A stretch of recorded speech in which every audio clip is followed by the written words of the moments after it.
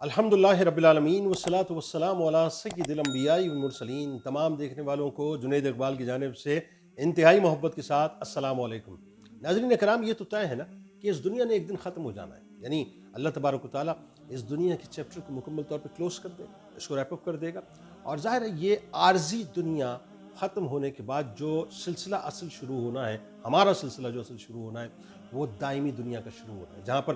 جنت بھی ہے، جہاں پر دوزخ بھی ہے۔ یہاں تک تو بات آپ کو سمجھ آ گئی؟ اچھا، اب ذرا ایک تصوراتی خاکہ بنائیے۔ اس دنیا کی جتنی بھی نعمتیں آپ سوچ سکتے ہیں، سب سے پہلے ان تمام نعمتوں کو مجتمع کیجیے، اور یہ ذہن میں رکھیے گا جو آخری نعمت یعنی جو انتہائی نعمت آپ سوچ سکتے ہیں وہ بھی ذہن میں رکھیے، اور اس کو ایک پلڑے میں ڈال دیجیے۔ اس کے بعد جو آپ کے ذہن میں نہیں بھی آتی، آپ وہ بھی اس پلڑے کے اندر ڈال دیجیے، اور پھر یہ تصور کیجیے کہ دنیا کا کوئی طاقتور ترین آدمی ہے، کوئی بادشاہ ہے، کوئی سلطان ہے، کوئی یوں کہہ لیجیے کہ اپنا کسی حکومت کا نمائندہ ہے، یا بزنس ٹائکون ہے، جس کو اللہ تبارک و تعالیٰ نے سب کچھ عطا کیا ہے، اس کی بھی ساری نعمتیں اس پلڑے کے اندر ڈال دیجیے، یعنی دنیا کی کامیاب ترین لوگوں کی جتنی بھی نعمتیں ہیں اس کو بھی اس پلڑے میں ڈال دیجیے۔ اب اس پلڑے کو مکمل طور پہ بھر لیجیے کہ دنیا کی جو نعمتیں آپ تصور کر سکتے تھے سب اس کے اندر اس پلڑے میں آ چکی ہیں۔ آ گئی ہیں جی؟ بنا لیا آپ نے؟ اچھا، اب آئیے میں آپ کو بتلاتا ہوں سرکار مدینہ صلی اللہ علیہ وآلہ وسلم نے کیا فرمایا، اور اس میں سرکار علیہ السلام نے ایک ادنا جنتی ہے نا، ادنا جنتی یعنی جو بالکل آخری طبقے کا جنتی ہوگا، اس کی جو پریولیج بتائیے، اس کی جو نعمتیں بتائیے، وہ بیانڈ دی امیجنیشن ہے صاحب۔ یعنی پوری دنیا ایک طرف رکھیے، اس کی ساری نعمتیں ایک طرف رکھیے، اور ایک ادنا جنتی جو بالکل آخری طبقے میں کھڑا ہوا ہے، اللہ تبارک و تعالیٰ نے اس کو کتنا نوازا ہے ہم سوچ بھی نہیں سکتے۔ کہ سرکار علیہ السلام نے فرمایا کہ میں خوب جانتا ہوں کہ اہل جہنم میں سے کون سب سے آخر میں وہاں سے نکلے گا، اور فرماتے ہیں کہ اہل جنت میں کون سب سے آخر میں اس میں داخل ہوگا۔ یعنی سرکار علیہ السلام نے فرمایا کہ میری نگاہوں میں ہے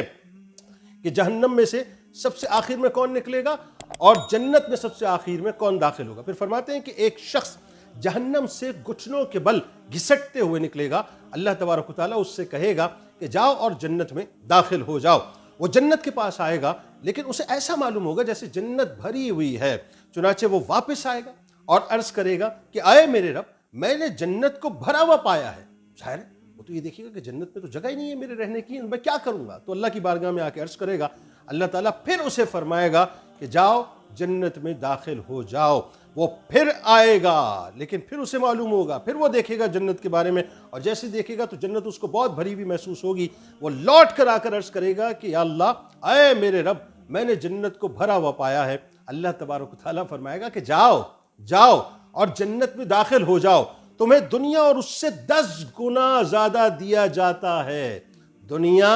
اور اس سے 10 گنا زیادہ دیا جاتا ہے۔ یا اللہ تعالیٰ یہ فرمائے گا کہ تمہیں دنیا سے 10 گنا زیادہ دیا جاتا ہے۔ پھر وہ شخص کہے گا، یعنی یہ مان میں اللہ تعالیٰ سے عرض کرے گا کہ یا اللہ، تو میرا مذاق بناتا ہے، حالانکہ تو شہنشاہ، یعنی اسے اس بات کا یقین نہیں آئے گا کہ اللہ تبارک و تعالیٰ مجھ جیسے ادنا شخص کو، یعنی جو جہنم میں سے آخری شخص سے نکلنے والا، اس کو اللہ تبارک و تعالیٰ اتنی پریولیج عطا کر رہا ہے کہ دنیا سے 10 گنا زیادہ جنت کے اندر عطا کر رہا ہے، تو اسے یقین نہیں آئے گا۔ وہ اس وقت یوں کہہ لیجئے کہ دوسرے لفظوں میں حواس باختہ ہو جائے گا، اور وہ اللہ سے عرض کرے گا کہ اللہ کیا بات ہے، تو شہنشاہ ہے، لیکن یہ بات ظاہر اس کی عقل میں نہیں آئے گی، اس کے دل میں نہیں آئے گی۔ اللہ تبارک و تعالیٰ فرمائے گا کہ 10 گنا زیادہ دے دیا۔ پھر اس کے بعد رسول کریم صلی اللہ علیہ وآلہ وسلم کے بارے میں صحابہ کرام رضوان اللہ تعالیٰ علیہم اجمعین عرض کرتے ہیں کہ ہم نے دیکھا کہ اس بات کو بیان کرتے ہوئے سرکار مدینہ صلی اللہ علیہ وآلہ وسلم نے تبسم فرمایا، یہاں تک کہ آپ کے آگے کے دندان مبارک ظاہر ہونے لگے، اور